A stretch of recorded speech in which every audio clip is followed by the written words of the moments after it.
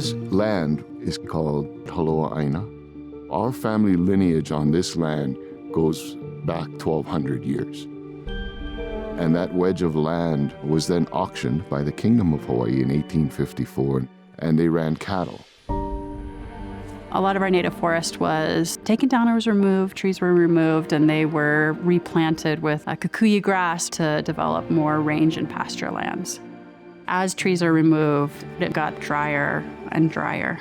More than half of our native forest birds have gone extinct, and a lot of them that are remaining are still threatened. The name Haloa'aina comes from the legend of the first Hawaiian. And the relationship stems from that mindset that plant life is your brother.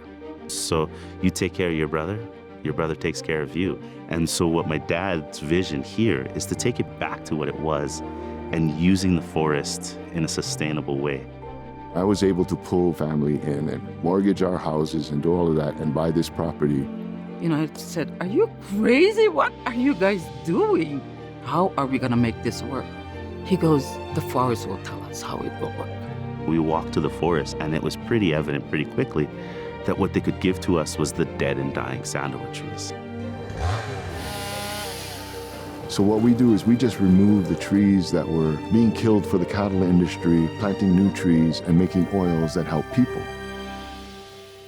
Our first contract with Young Living was in 2013. And with Young Living's help, we were able to facilitate that economic cash flow in order to restore all of these lands.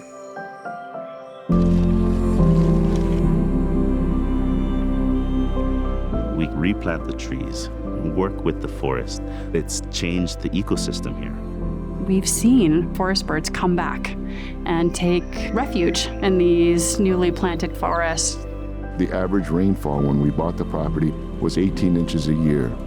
By replanting the forest and bringing the ecosystem back, we've now got up to the mid-30s. 10 years ago, we had 3,900 sandalwood trees.